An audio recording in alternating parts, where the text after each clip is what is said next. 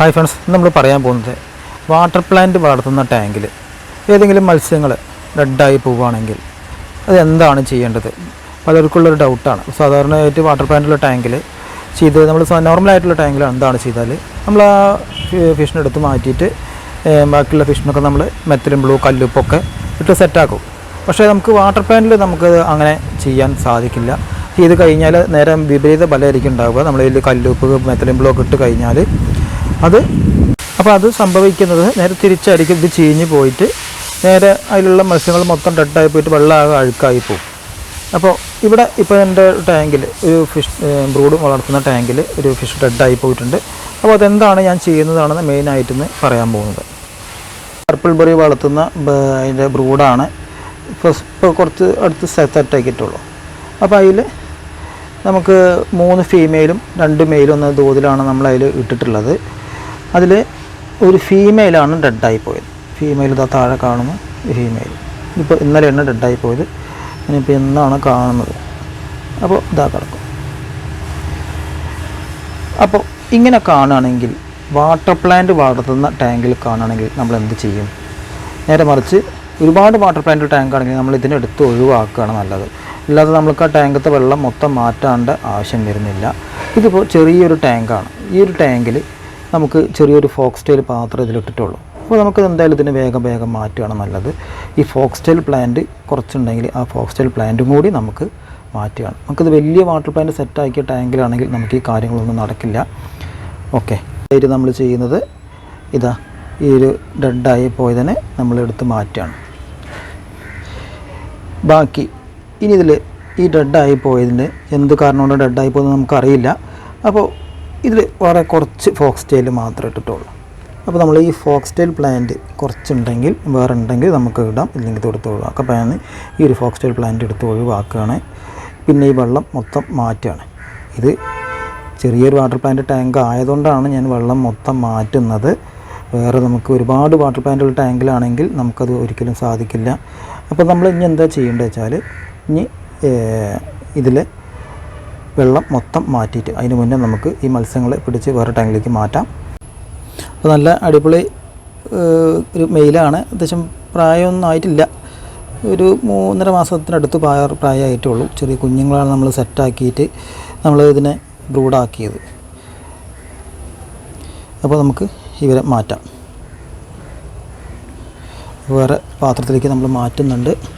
അപ്പോൾ ഈ വെള്ളം എന്ന് പറയുന്നത് ഇതിലത്തെ വെള്ളം ഒരിക്കലും ഞാൻ യൂസ് ചെയ്തിട്ടില്ല. കാരണം ഈ വെള്ളത്തിൽ കുറേ ജലപ്പാണുക്കൾ ഉണ്ടാവാനുള്ള സാധ്യതയുണ്ട്. അതെന്തുകൊണ്ടാണ് ഡെഡായി പോയത് നമുക്ക് അറിയില്ലല്ലോ. അപ്പോൾ ഈ വെള്ളം പുതിയ വെള്ളം വേറെ വാട്ടറാണ് എടുത്തേക്കുന്നത്. കുറേ പഴക്കമുള്ള വെള്ളമാണ്. ഈ വെള്ളം ഞാൻ ഒട്ടും ഉപയോഗിക്കുന്നില്ല. അപ്പോൾ ഇതൊക്കെ നമ്മൾ മാറ്റുകയാണ്.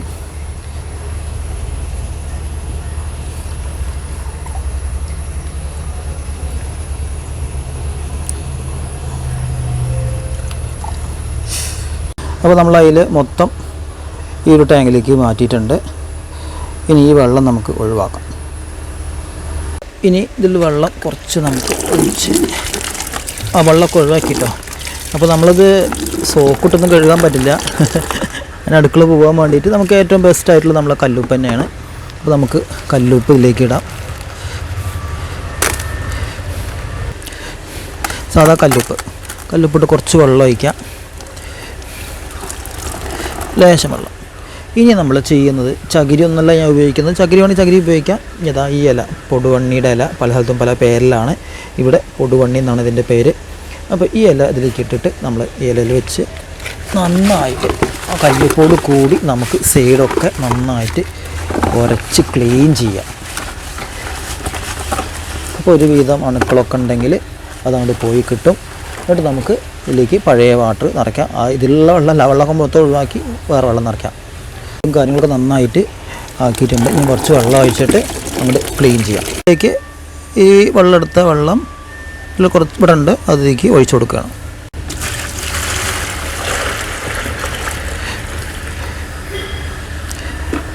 അപ്പോൾ അതിൽ വേറെ വാട്ടറിലേക്ക് ഒഴിച്ചു കൊടുത്തു. ഇനി നമ്മളിതിലേക്ക് വാട്ടർ പ്ലാന്റ് നമ്മൾ ഇന്ന് ഇടുന്നില്ല. ഈ വാട്ടർ പ്ലാന്റ് വേറെ പുതിയ വാട്ടർ പ്ലാന്റ് ഫോക്സ്റ്റൈലിനുണ്ട്. ആ ഫോക്സ്റ്റൈലിനെ ഇടാൻ ഉദ്ദേശിക്കുന്നത്. അപ്പോൾ നമുക്ക് ഈ മത്സ്യങ്ങളുടെ ശരീരത്തിലുള്ള അണുബാധ എന്തെങ്കിലും ഉണ്ടെങ്കിൽ അത് പോകണം.